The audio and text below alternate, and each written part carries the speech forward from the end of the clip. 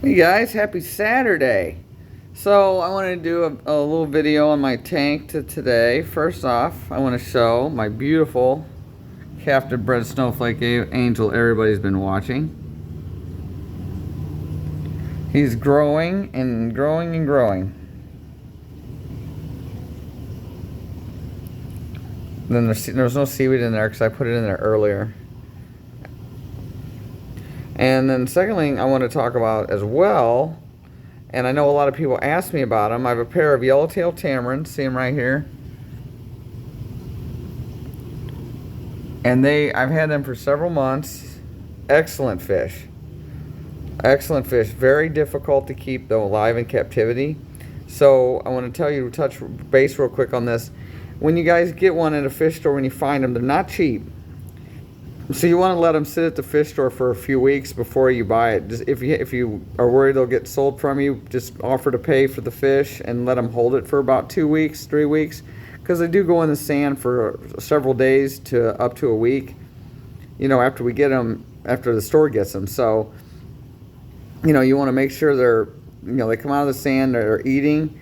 I mean, now I will say this: the first one, the bigger of the two, I think it's this guy's the bigger of the two. He was fine eating right away.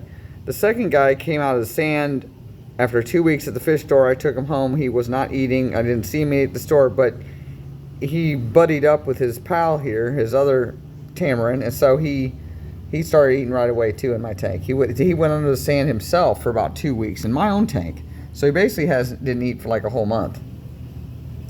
So they're awesome. So make sure they stay at the fish store for about 2 weeks. Make sure they're eating. If you can make sure they're eating, that's great. They love I do frozen mysis with spirulina, and also frozen fish eggs, and that is their favorite.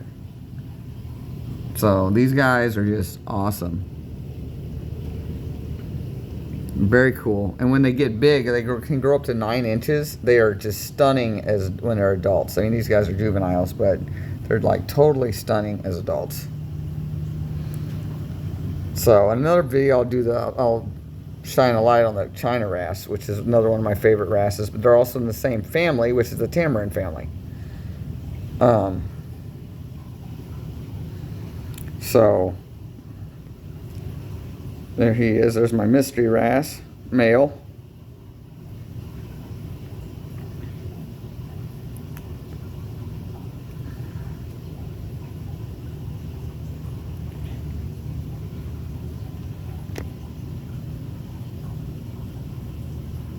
So if you have any questions about my wrasses, you know, I have 2 leopard wrasses, a regular male leopard wrasse and a blue star leopard wrasse, or vermiculated leopard wrasse they call them too, that turned from a male. There he is right there in the front.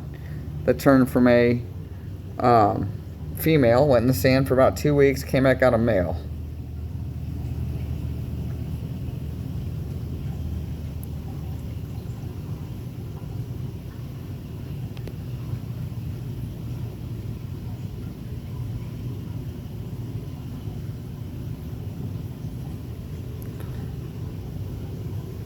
So what I like about my tank is that for sure there's a lot of peace in my tank, and I like that. So a peaceful tank is always good. I mean, once in a while the soul tang will chase the hippo, or the soul will chase the purple for just a minute, but there's never any damage done. Nobody has ick, there's no issues. Angelfish leave everybody alone. And I chose and everybody always wonders why I chose 2 pink skunk clownfish.